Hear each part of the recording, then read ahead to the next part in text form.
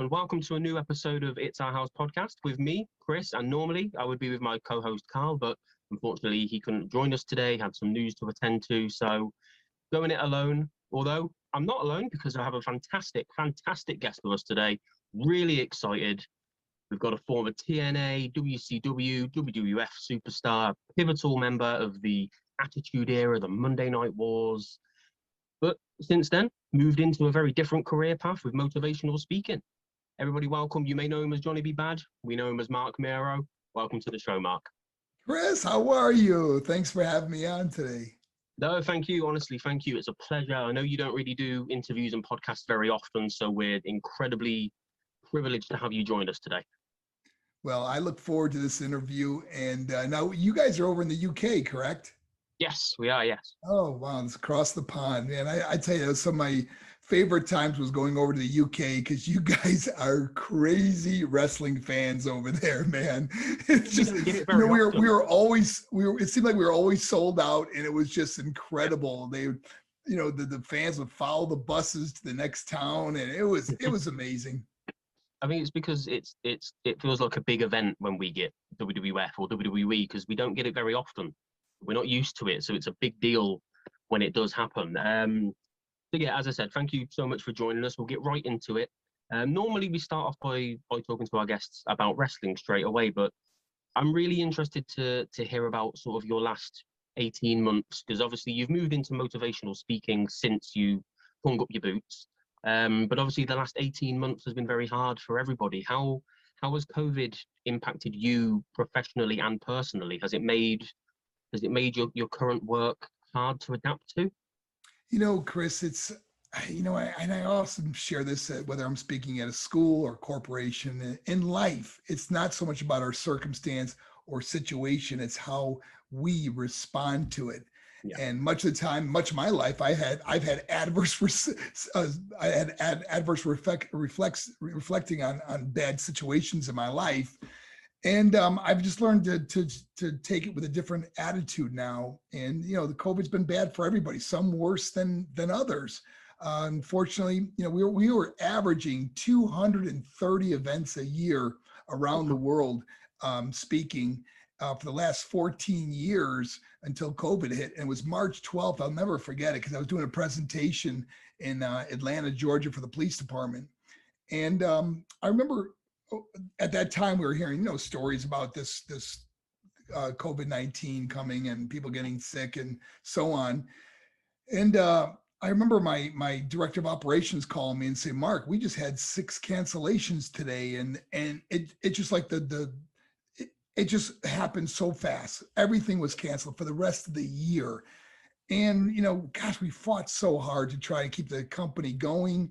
We eventually had to lay off everybody because there was no, we were based on doing live presentations. Yeah. And, but you know what? Here's the good thing, Chris, is we're going to come back and, through these hard times, through our struggles, we find our strength and we're going to come back stronger than ever. We started doing virtual presentations to schools. Like the other day we did 400 students at once. And so it's starting to get back out there. And I hope in September, I'll be able to speak live again and really make an impact on students' lives. Yeah, absolutely. Does it feel strange doing it virtually, doing it by a computer, or are you still able to get the same sort of reactions and the same sort of participation that you would normally get? Chris, that's a great question. And obviously when you're live, you could see the impact right away, and obviously when you're speaking into a camera, you don't even know if they're even listening at this point, But here's the cool things is that we still receive over 100 messages a week on how the presentation impacted or changed or even saved a student's life. So we know we're still making an impact, but obviously you don't see it firsthand. And I got to tell you, the thing I miss the most is the interaction with the students after the presentations, spending time and listening to their stories and things that they've gone through in their life or whether it's depression or anxiety or things that I shared in my presentation that will help them. Yeah, absolutely. Was there any one thing in particular that happened in your life that inspired you to become a motivational speaker, or was it just an accumulation of everything that you'd learned and you just wanted to help others? Or It's funny, Chris. Growing up, my dad used to say something I always remembered. He said, it doesn't cost anything to be nice to people. And of course, you don't really Yeah. think much about that going through life. But I remember, like, when I first started speaking, I seen the impact and how someone would write and say, "You changed my life today." And Chris, there's no greater joy than helping another person in life. We all go through stuff. Everybody out there that's listening to this has gone through something that has impacted their life and maybe set them off into horrible bouts of depression or anxiety, or they've been bullied or abused in their life, or even suicidal thoughts, drug addiction, alcoholism, whatever it may be. We've all gone through something that has changed us.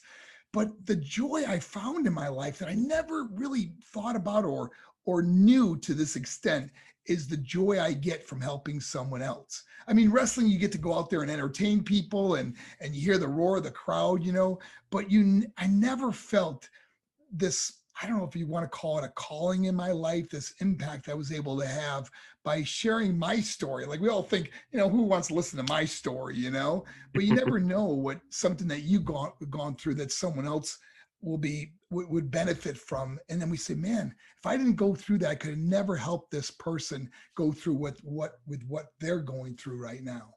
Yeah, absolutely. No, it's lovely to see. We don't, obviously, a lot of wrestlers sort of hang up their boots and they go and do a backstage role, they go into production, they do things like that, or they go into commentary. But it's nice to see somebody actually giving back and actually making a positive impact. So I applaud you and commend you for what you do. I think it's incredible. I couldn't do it.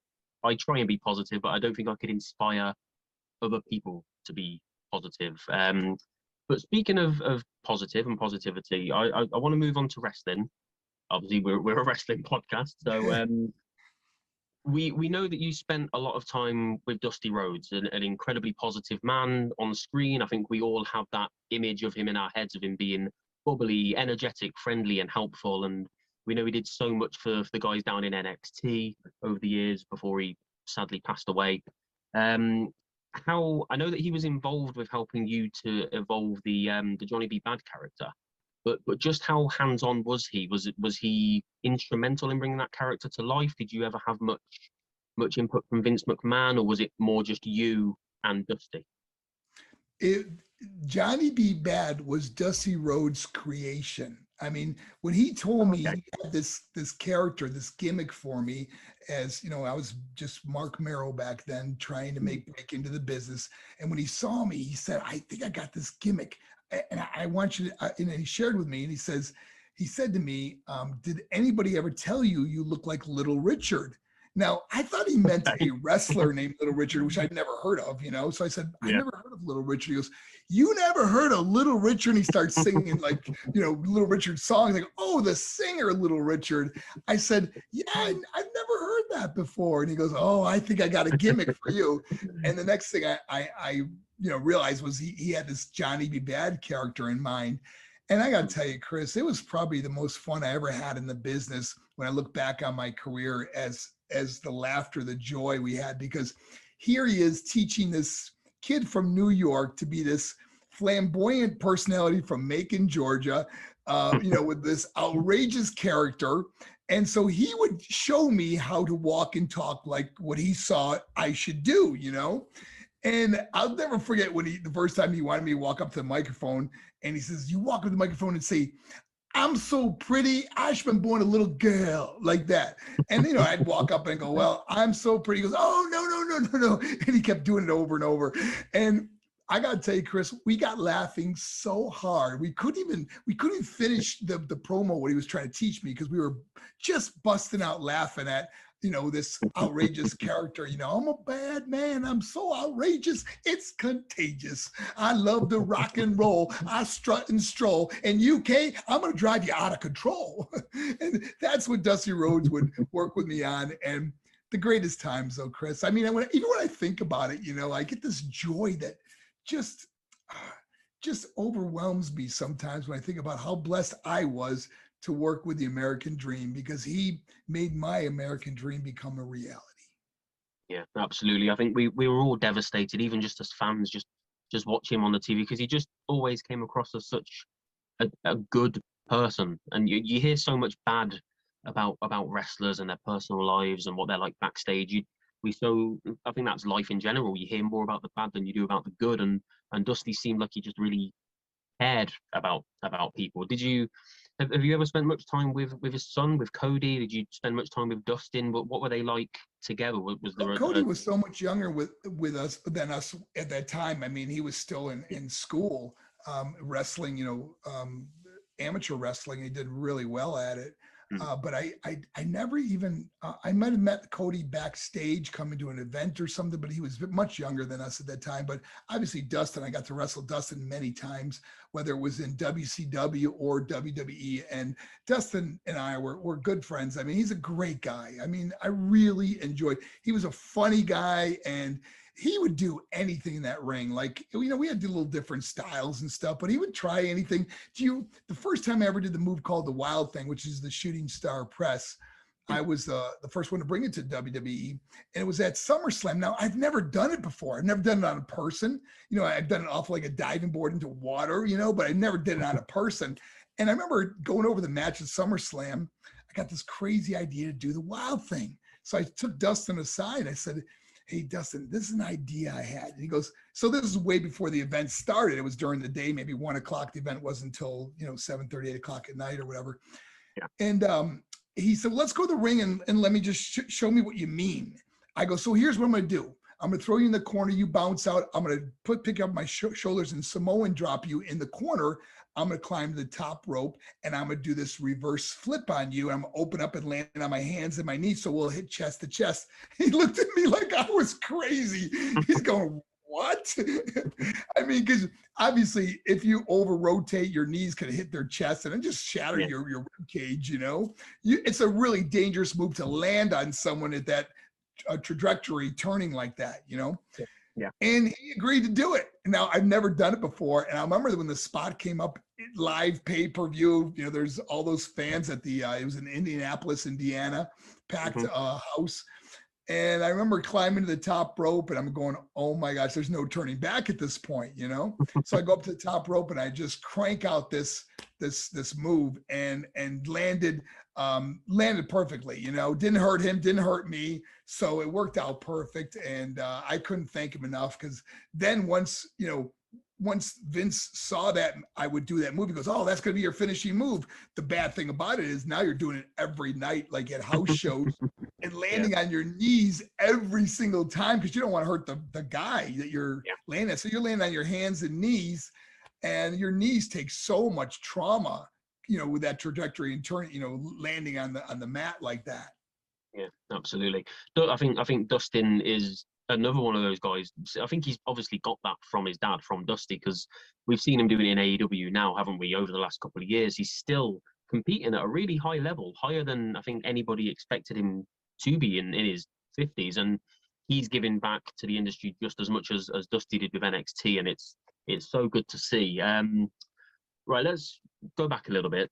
Obviously, you were a big part of the Attitude Era, a big part of the Monday Night Wars, but you were one of a number of talents who moved from WCW over to WWF, sort of more towards the end. So it was the latter stages of the Wars and the Attitude Era. But what was it like for you personally, moving basically over to the Enemy? How did that go down amongst the guys in WCW? What was it like coming into a brand new locker room, coming from the Enemy? Well, anyone that was a true friend in the business was really happy for you, because it was all about moving on with your career and going as far as you can go. And even when I was in WCW, I realized that to go to the dance, WrestleMania was the dance. I don't care what anyone says. When you think of the biggest matches in your career is going to be at WrestleMania, So I didn't feel like my career would really have meant as much if I didn't get to wrestle at WrestleMania, So, 3 years prior to me signing with Vince, he flew me into Stamford, Connecticut, where he lives, and I had dinner at his house with his family. And the only reason we couldn't come to terms when my first contract was up with WCW is because he wouldn't give me a guaranteed contract, where I had that at WCW. So when my contract came up 3 years later, he said to me, "What is it going to take to get you here?" And I said, Vince, this is what I want. And I laid it out. I said, I want a guaranteed contract with a bumped up every year, with at Yeah. least a $50,000 bump every single year. I want a big signing bonus. And I want my ex-wife Sable at the time to travel with me wherever I go. Yeah. And he agreed to those terms. So I was the first wrestler to get a guaranteed contract at WWF. I mean, Stone Cold and Mick Foley went just weeks before me, and they got what they called an opportunity. And I'm, Mick has talked about that. When he met with Vince, how Vince said, "I'm going to give you an opportunity," and then a couple weeks later, Marc Mero comes in and gets this big guaranteed contract. But you really think about it, how it opened the doors for everybody to get him after me.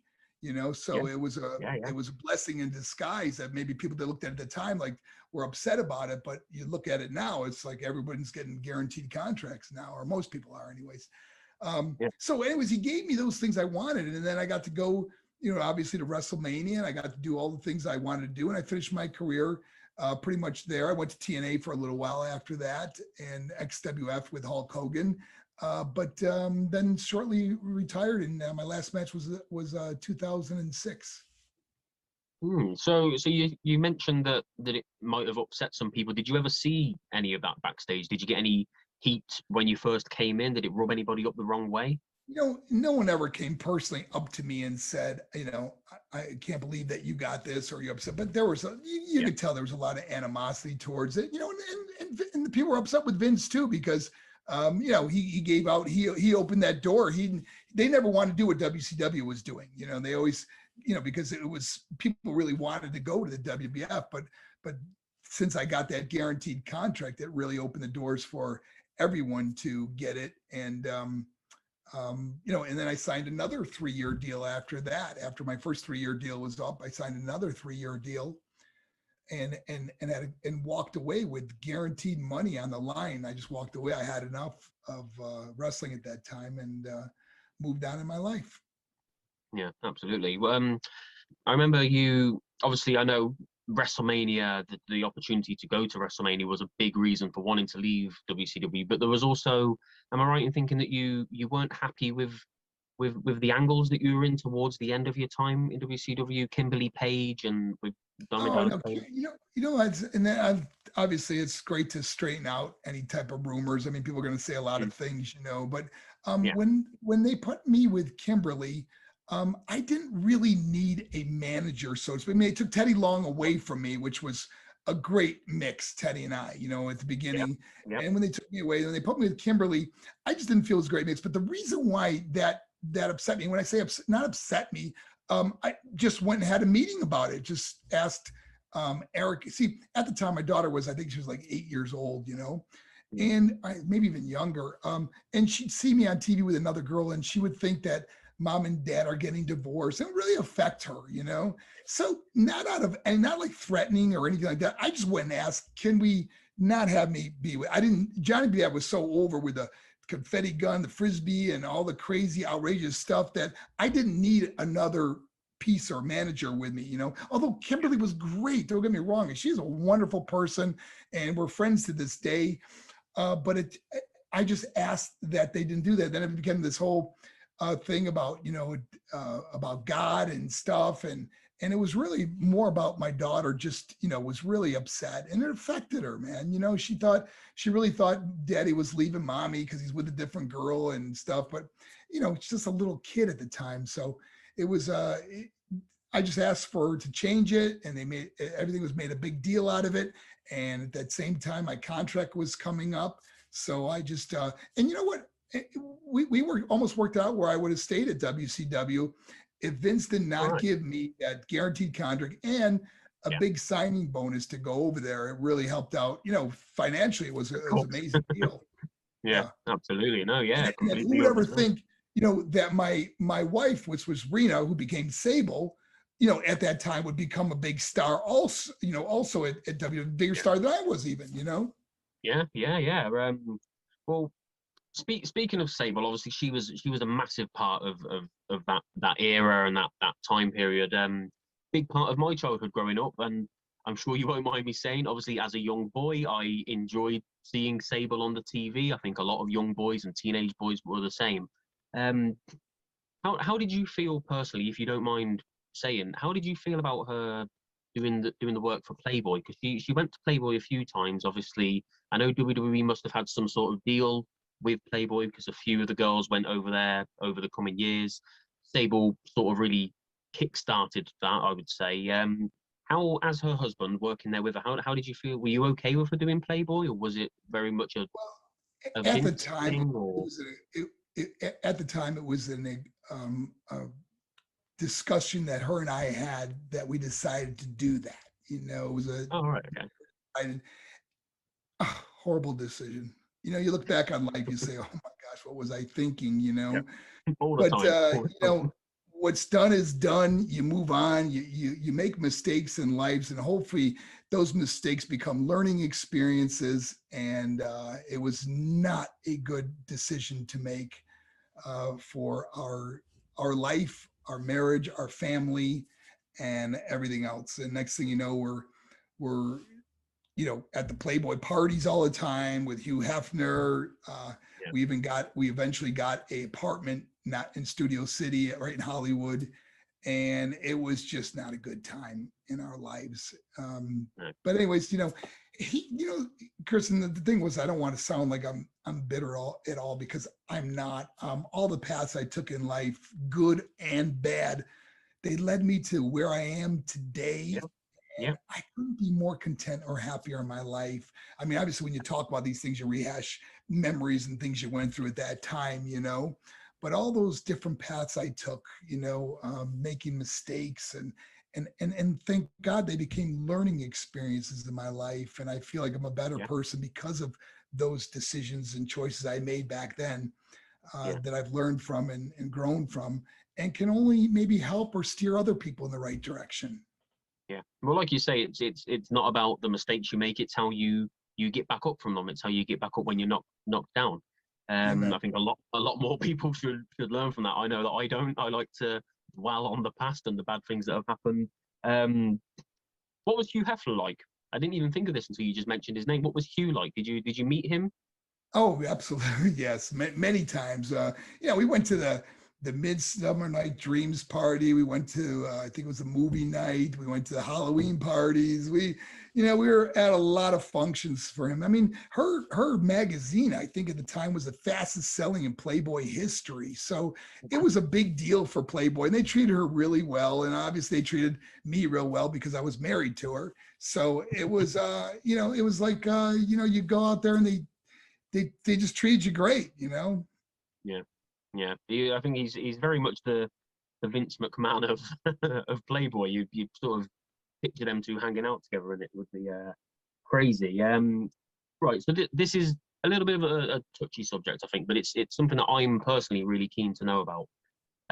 You were wrestling at a time, sort of like the mid to late '90s, where steroids were a big talking point, a big controversy going around at that time. And I know that you've in the past admitted that you were taking anabolic steroids and there'd been drug use. So I'm not trying to bring up the past in regards to that at all, but obviously Vince McMahon went on trial in 1994. There was allegations that he'd been supplying his wrestlers with drugs. I know you weren't in WWF at the time. You joined a few years after that, I think 4 years after. Was there ever much of a drug culture in WCW that you saw or that you knew of? Because obviously one of the main people named in that trial was Hulk Hogan, former WCW, went back to WWF. So was there ever anything like that you saw?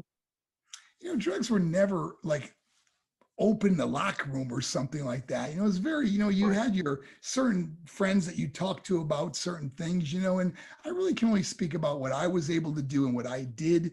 Yeah. And it wasn't just so much steroids, it was the pain medication that many guys got on and then hooked on. Many of the Yeah. guys that died was a lethal combination of different drugs that were found in their system. I have overdosed on drugs before, and I made some horrible mistakes with steroids and drugs, and then mixing things and going out and partying a lot, and it was just you know, and then after I got out of wrestling is when I really, after went through my divorce with Sable, my life spiraled out of control, you know, and I made some horrible decisions. But the one thing I'm so proud of, you know, is I have not touched a drug since 2003. So I'm, you know, 18 years that I have not touched a drug. And of course, it's part of our company is the Champion of Choices, where we go out and help young people not make those decisions in life. Life is so beautiful, man. Life is so, I'm so content and so happy in life. I think God has really blessed me. And I think if I ever, you know, disrespected him and took drugs, I believe it'd be the end of Marc Mero. I really do. So I'm very happy, and I hope I can help somebody else out there that's going through, you know, their own addiction and things, because I did drugs for many years, and it's never too late to start over and stop and get on, you know, get your life back together.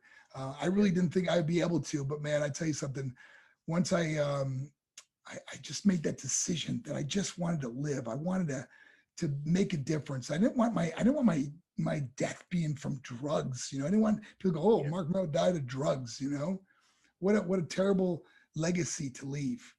Yeah, absolutely. And look at the legacy, like you say, the legacy that you've built since is incredibly impressive, and it's, you know, it matters. It means something. And you say that you're content now, and honestly, as a fan of yours, it's beautiful to see. Just when you talk, I can see how passionate you are, how happy you are.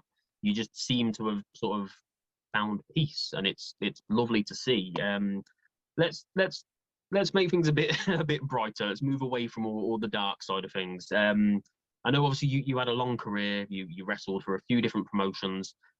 What was some of your personal, like, favorite opponents, favorite matches? Is there any? I know you've been to WrestleMania, but is there any one match or feud that stands out above the rest? There's you know, the blessing I had was wrestling guys like Steve Austin and Triple H, because we were in WCW together and WWF together. So I wrestled those guys well over 100 times, you know, and working with those guys. But some of my favorite matches, gosh, Fall Brawl with Brian Pillman, and I think it was 95, was one of my favorites. Even though I lost, Stone Cold and King of the Ring was a favorite match of mine. Yeah. Some matches with Triple H, and of course my buddy Diamond Dallas Page. That guy brought it every time we wrestled. I mean, it was as close to being in a real fight as possible, and that's why I love that guy. He just worked so hard, and fun, because he was so passionate about having a good match. Like, even though we may be opening match on the pay-per-view, he's like, we're gonna make it the best. And we worked so hard to try that. We went to wrestling, we'd go to the power plant together to practice with each other, you know. And of course, to this day, we're such good friends. I live real close to him, so we see each other, and I do his DDPY, the yoga and stuff. And you know, in fact, I'll probably see him the next day or two. We're getting together with our girlfriends and go out and do something. But he was fun to work with, man. And let me share a quick story with you. Was that we were getting ready for a pay-per-view, and like I said, he was really passionate about putting together these amazing matches, because let's say they'd only give us 12 minutes because it's an opening match or something. He goes, I want to put 12 minutes, I put 50 minutes into 12 minutes type thing, you know. And we'd work at the power plant, and, you know, we'd spend quite a few hours at the power plant, you know, going over matches and moves and stuff. And we were coming up with some different stuff. It was really cool. And I'll never forget, I'm sound asleep and the phone rings. It was like 2 or 3 in the morning. I'm thinking, oh my gosh, who could be calling me at this hour, you know? And I lean over, I get the phone, I go, hello? He goes, Badman, DDP. I go, hey, well, what's up, man? Are you okay? He goes, oh, yeah. Listen, I was thinking about that one spot we're going to do, you know, where I throw you off, we duck the clothesline. I'm like, what? And he goes, I got a whole new scenario to that. And I'm thinking to myself, I go, and I look, I go, Dallas, it's 3 o'clock in the morning. He goes, I know, man, I couldn't sleep. I had to talk to you. that's how passionate that guy is. Yeah. And that's why you get that energy from him, don't you? When you see him on anything, here's so the cool passionate. thing. me and him, there's an old saying, people do people like to see you come into the room or leave the room, Mm. and I always hope that when I walk into a room, I could brighten it or help someone. And Dell's, we couldn't be more alike in that area. We love helping people, but Yeah. we also help each other. We are, if he's going through something, I know I'll get a phone call, or he's the first guy that I could talk to if I ever had an issue or something I want to run by him or something. We're that kind of friend where you have, man. It's hard to find that type of person in life. It's hard to find that type of person and to maintain it as well, and to keep it going as long as you guys have, especially in this kind of business. I'm wondering, why did you spend so little time in TNA? You didn't really wrestle there for very long, did you? Was it just because you were on your way, sort of like spiraling down out of the business? Yeah, you know what? It wasn't. They didn't give me a deal that I wanted. They gave me, it was like a per night thing, and I didn't really, because then you're like, are you staying? Are you going? Are they really going to include you in good storylines? And I already been through all the political BS from the other two organizations, and I Yeah. guess I was just burned out, man. Just like, who cares, And so I decided that that would be my last matches, and that was okay. It was never hard feelings. The people that ran the place, we got along great, and there's never nothing bad. Yeah. Do you keep up to date on what's happening in the industry now, or are you just too busy with what you're doing outside of wrestling? It's kind of funny because I don't watch it as much. Nothing good or bad. It's just that I've been just crazy busy. I spend a lot of Yeah. time answering messages from people that write to me. So I don't watch it as much. But what's really cool is because I do DDPY, the yoga. A lot of times Yeah. I'll have some of the guys over from AEW, and we'll Hmm. work out together and stuff. Like, I'll give you an example. A couple months ago, he had Darby Allin with us, and Darby Oh, well. came in, and I never saw him wrestle. I didn't even know who he was at that time, but he Hmm. was such a good guy. I mean, we worked out together. We had fun, me, him, DDP, a couple other guys, and we were just killing it, man, and so DDP goes, "You ever see this crazy man wrestle?" I go, "I never saw him wrestle." So after we got done finished, he pulled up some videos on his phone, and I just go, "Oh my gosh, you are going to need DDPY yoga for a long time," But then it really interested me because I wanted to see, his matches, so I would tune into AEW to see him, and oh my gosh, that this guy, he's one of those guys that could take a beating and keep on going. It's just an Yeah. amazing. But he's entertaining, and that's what's fun. Yeah. And then recently we just had dinner. I went to a surprise party for DDP's birthday, and I think his name is Anthony Agogo from AEW. Yeah. From Yeah. Yeah. He's from the awesome, UK. Yeah. what a Yeah. great guy. I mean, me Yeah. and him hit it off because I was a boxer. I was in the U.S. team at one time, and Yeah. he was, Yeah. obviously the UK team, and fought in the Olympics and everything. So we had so much camaraderie and so much interest in each other's stuff. And of course, he knew me from wrestling, and so I wanted to see him on television. So I tuned in and make sure I watched it, and he's doing really well too. I mean, he's got a Yeah. great presence on television, and this was so cool. So we get to hang out and work out and stuff, and look forward to seeing those guys all the time. Yeah, they're absolutely the future of the business. Still nice and young, like you say. They've got the look, good-looking guys. They can do everything. Darby Allin, like you say, he's going to need DDP yoga for a long time, but he's sort of like a modern day Jeff Hardy, or a bit of a Shane McMahon as well. He just gives everything that he can He every time does, he's on man. TV. And It's just entertaining. like Rey Mysterio, because he was so small that Yeah, when people could pick him up and just throw him like into a turnbuckle or a post or outside the ring. And Darby's experiencing the same thing because he's a smaller guy that it's the David versus Goliath matches all the time, yeah, yeah, absolutely. Um, so I'm gonna round this off with just something that's just popped into my head now. I know obviously you're a super busy man. You're doing, hopefully getting back out on the road to start doing your speaking in person again. If there was ever any offer from WWE, from AEW, obviously you know some guys there. Would there be anything that could tempt you back into the business? Maybe a producer role or agents, anything like that? Because obviously you've got so much knowledge and so much experience. Would you want to give back to the future of wrestling? Chris, I never say never, because every time I say I'll Oh, never, it's like something will come up, and yeah. I gotta tell you what's so crazy is July 9th, I have my 61st birthday. Okay. Oh, wow. So to commemorate my 61st birthday, I'm going to Lake Lanier here in Georgia. And my brother has a boat. He has a lake house there, and their boat deck is 2 stories tall. So it's up there, Yeah. and I'm going to go to the top of that boat deck. Now, I haven't done the wild thing or the Mero salt or some of those moves I used to do off the top rope in over 20 years.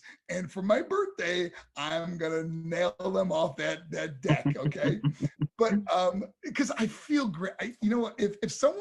If I didn't know I would be 61, I swear I feel like I'm 30. I mean, my mind is so quick and my body's in great shape. I got abs at my age, so I'm in really good condition. So I could actually, and before I say that, I want to just say this is that my buddy DDP went out and wrestled just a little, I think it was a little over a year ago, where he came off the top turnbuckle onto a bunch of wrestlers. And said, that son of a gun. See, me and him are so competitive with each other. Okay.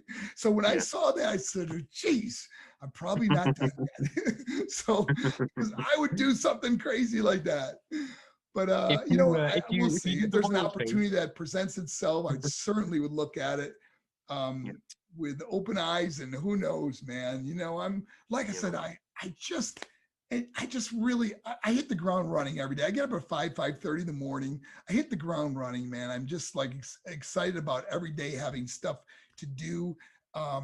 And I want to have obviously a more of a presence in the speaking arena once we can get back out there live again. And I'm working on possibly coming to the UK. Oh, wow. We've been having discussions about it, and we were going to come, and obviously with COVID it took everything away. But now that once you guys get back open, there are some people that want to bring me over to speak at schools and stuff. And man, I just would love to come back to the UK in a different realm, not as a wrestler, but as a speaker, and Yeah. really inspire a lot of people out there. There's so many good people. We get so many messages from people from the UK. I would be honored to go there again. When was the last time you were here? Was it back when you were wrestling? Have you not had a chance? Yeah, my last wrestling match was with Capital Carnage with WWF, and that was, I believe, 1998 was Hmm. the last time I was in the UK. Oh, wow. But Wow, a long been time. there many times. I mean, I used to love. Obviously, the fans are the best over there. So going Yeah, over there, we always knew that we'd have great, matches great and shows. Yeah, absolutely. man. Well, I think I speak for everybody. If you do the wild thing off the top deck, we want to see it recorded and we want it on YouTube because I want to see that. I want to see that Because here's badly. the funny thing is I'm not going to do a warm up. Okay, we already had this planned out. And my brother went and learned how to use a drone. Okay, because we're going to do it. Wow. You'll see. I'll be dry. I will be standing on that deck. And the first one I do is the one that we're filming, because I don't want no practice, especially if I mess up. If I mess up live, maybe we'll go viral. No, I'm just kidding. But I really want to just go out there. And it's like when I did it at SummerSlam. Remember, I never did it before. Okay. Hmm. And doing it on a person is even scarier, because you don't want to hurt the person you're doing it with. But the worst case scenario, I might land on a fish. Who knows? We'll see. Yeah, man. I hope to see it. I hope to see it. Mark, thank you so much for joining me. It's been a privilege. Where can we find you on social media? Where can we find your motivational speaking? Well, for that, go to my YouTube page, which is, youtube.com and / the Marc Mero, and Mark is MARC MERO. And of course, just type my name into Facebook or Twitter. It's at Marc Mero. You could catch me there. I would love to hear from the UK fans. It's always a joy to hear from people from another country, and you guys rock over there. And I hope to see Thank you. you guys soon in person someday. Yeah, man. Thank Absolutely, absolutely. We would love to have you back here. That's it then. Thank you very much for joining us, guys. Thank you for joining us and watching the episode. Sorry it was a bit of a weird one without Carl being here. He'll be back next time. You can find us at all the usual places, Facebook, all the different social medias, YouTube. It's Our House Pod. I'm at PWCDs. Once again, Mark, thank you so much. Privileged to talk to you. Chris, you did a great job. And I just want to say, God bless the UK. God bless America. Yeah. Thank you so much. Bye-bye. Thank you, Mark. Thank you, guys. Take care.